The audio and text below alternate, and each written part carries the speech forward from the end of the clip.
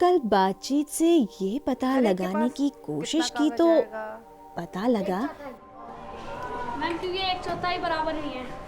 Ma'am एक चौथाई भाग है पर बराबर नहीं है। कि बच्चों में भिन्नात्मक संख्याओं की समझ अभी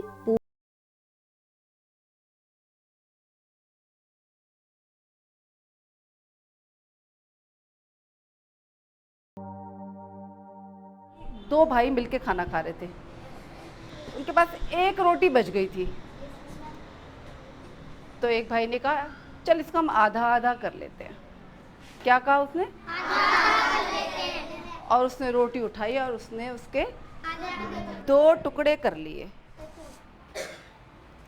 ऐसे उठाया और ये उसने किए 2 टुकड़े। क्या आप मानते हैं कि ये आधे आधे हैं? क्यों ये आधा नहीं है? मोहित। क्योंकि ये मैम एक बड़ा है और एक छोटा है। क्योंकि ये एक बड़ा है और एक छोटा है। अच्छा, अब अगर आप होते तो आप आधा कैसे करते?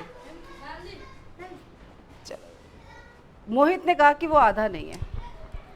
आप करके दिखाओ आधा कैसे करते? मैम हम इसको पहले मोड़ देते ऐसे करके, फिर बीच में से फाड़।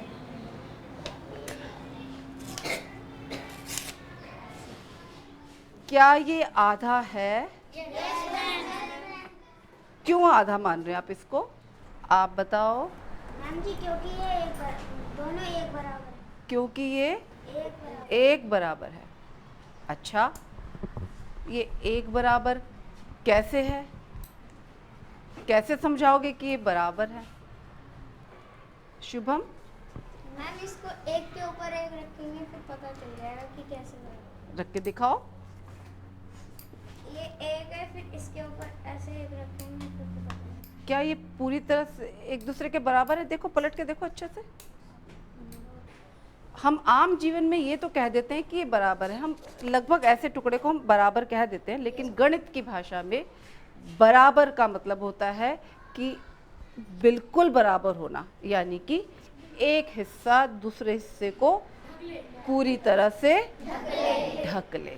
अच्छा, अब मैं एक कोई बच्चा आएगा, मुझको मैं फिर एक चपाती देती हूँ, मुझे बिल्कुल बराबर करके दिखाए, आधा करके दिखाए। अनिकेत आप आओ, आप आओ, यहाँ से लेते हैं चपाती।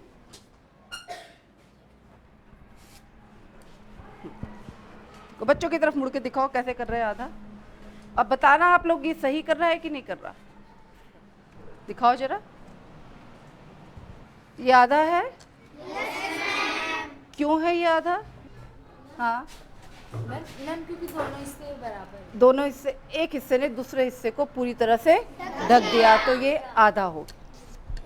ये मैंने बनाई, ये पूरी कौन सी आकृति बन रही है? ये अभी तो मैं चपाती बना रही हूँ भाई, मैं तो चपाती की बात कर रही थी ना।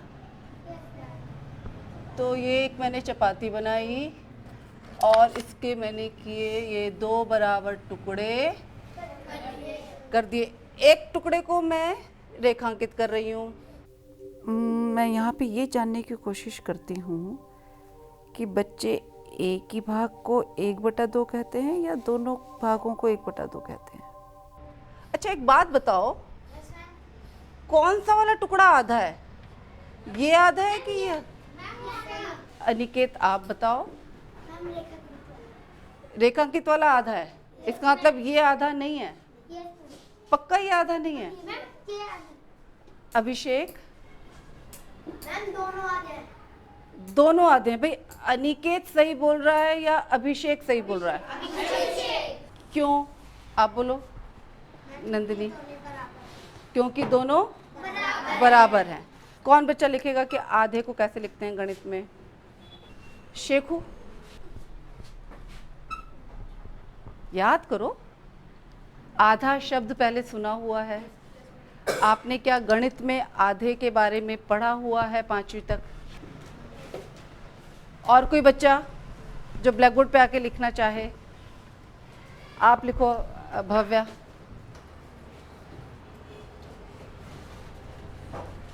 चौक लो। क्या लिखा है इसने? 1/2। कौन सा हिस्सा 1/2 के बराबर है इसमें? मैम दोनों दोनों ही।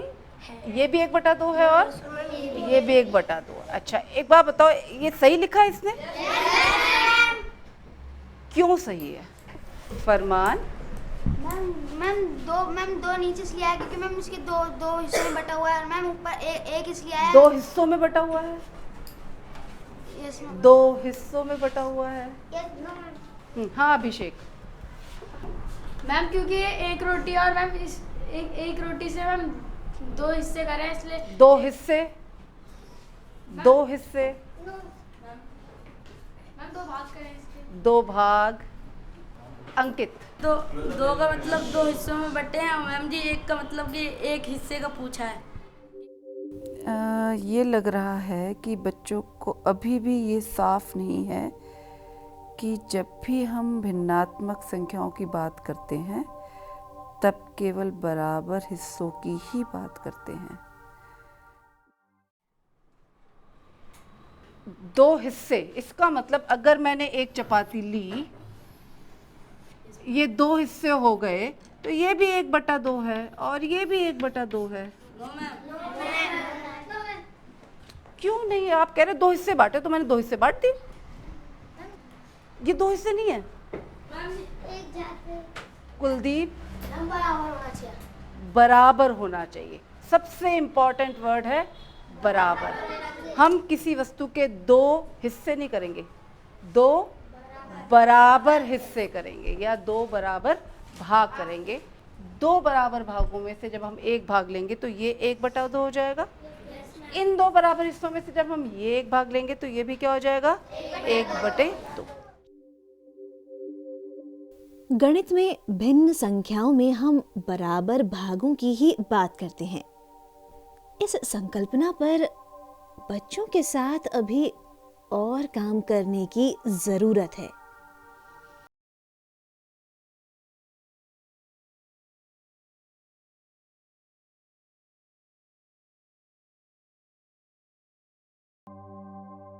मैं एक वर्कशीट लाई हूँ, इसमें कुछ प्रश्न लिखे हुए हैं। The teaching strategy of using a worksheet for providing additional and appropriate inputs is being used by the teacher to ensure desired learning. ये पूछ रहे हैं कि आधा भाग है या नहीं है। हाँ, तो आप अगर आप कहते हो हाँ है, क्यों है? और अगर आप कहते हो ये आधा नहीं है तो ये क्यों नहीं है? अब ठीक है, कर लोगे? चलो करो।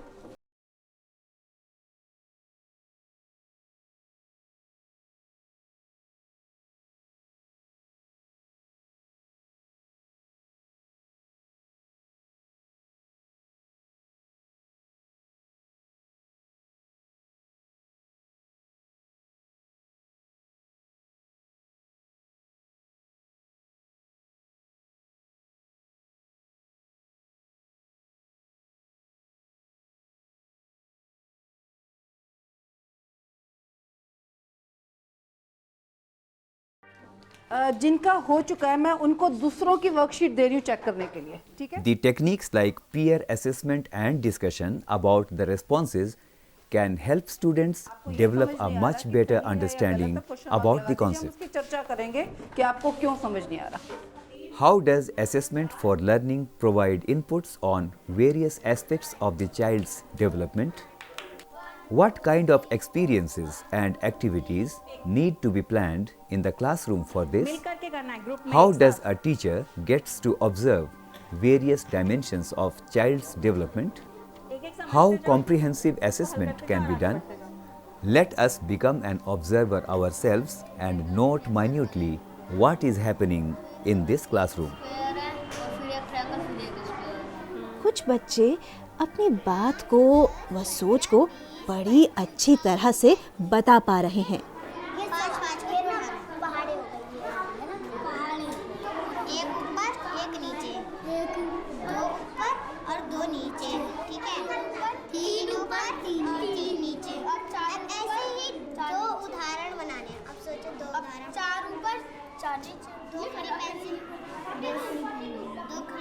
हो गई ना। इस ग्रुप में तो बच्चे एक दूसरे के साथ मिलजुल कर काम कर रहे हैं, पर वो बच्चा अकेला पड़ गया है। कुछ करती हूँ। ऐसा करो पंकज, आप यहाँ आ जाओ, फिर आपका ग्रुप एक साथ हो जाएगा। आ जाओ, गुड। अब मानसी कुछ कह रही है। मानसी बात करो, आपस में बात करो। ये बताओ उदाहरण, ऐसे ही एक ऐसे नहीं कुछ अलग। जैसे ये है, एक चकोर है, फिर एक डिब्बा है, फिर दो फिर एक गोला है।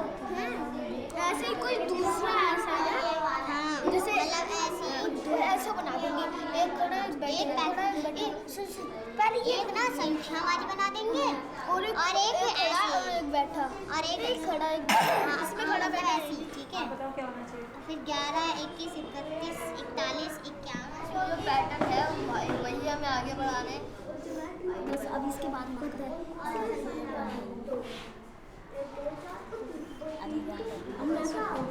अब तू अपनी बारी ले। अभी योगेश को हो गया, योगेश आ गया। ये तो बनाओ। दो खड़े, दो खड़े।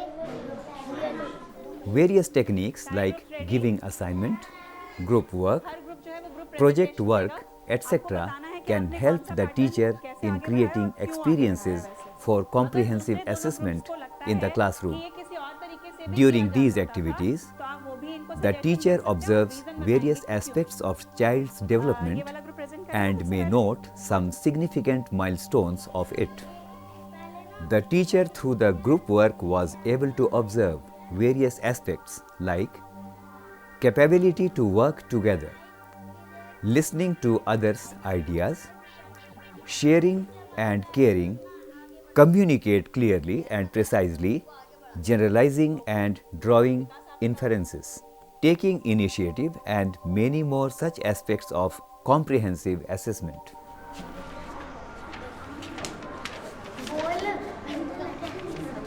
चलो मिल करके बता दो। चलो नहीं, कुणाल हेल्प करना चाहता है, विकास चल। इस ग्रुप के चुप रहने वाले बच्चों को बोलने का अवसर देती हूँ। ऐसा करने से न केवल ये अपनी सोच को शब्दों में कहना सीखेंगे, बल्कि उनकी समझ भी बढ़ेगी। मैम हमने ऐसे बनाया, तो मैम जैसे आपने करा था, सबसे पहले आपने एक सर्कल बनाया, फिर आपने 2 बनाए, फिर 3, फिर 4। तो मैम हमें भी उससे आगे ही करना था। मैम 4 के बाद 5 सर्कल होंगे, तो हमने 5 ही करे मैम। तो क्या रूल था इसके अंदर? सर्कल आगे बढ़ाना था। कितना भी बढ़ा सकते हैं? नहीं मैम, जैसे 4 है तो हम हमारी गिनती 4 के बाद 5 आते, इसलिए हम 5 बढ़ाएंगे, फिर 6 circle.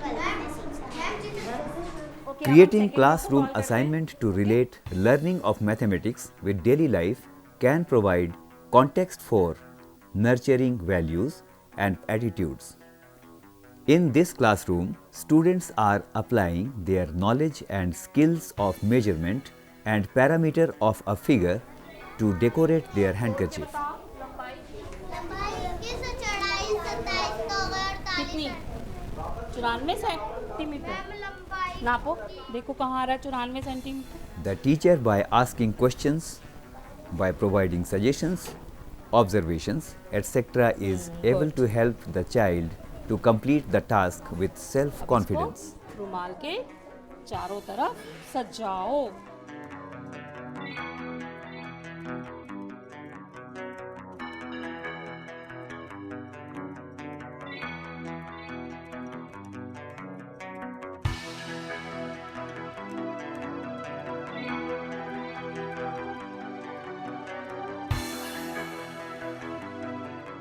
Such an activity can lead to the nurturance of various values: dignity of labor, taking pride in manual work, development of aesthetic sense, etc.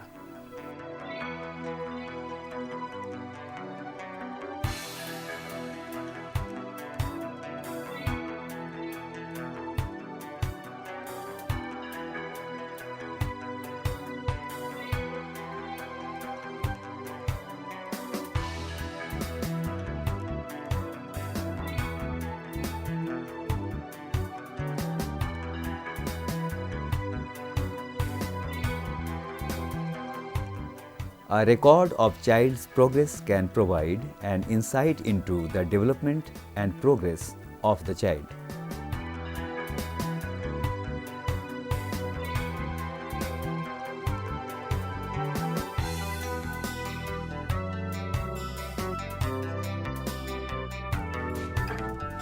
चारों लगा लिए? Very good, good good. देखो बच्चे, चारों साइड लग गया ना? ये कौन सी आकृति है? कौन सी है? और ये? अच्छा, इसकी कौन सी है? वर्ग। चौरस है ना, वर्ग है। अब क्या है ये, हमने जो बॉर्डर लगाया कितना कितना लिया सबने अपने रुमाल के हिसाब से? चारों किनारों का माप क्या कहलाता है? क्या कहते हैं? Need is to create more and more opportunities and experiences in the classroom so that the child's development and understanding takes place gradually and incrementally.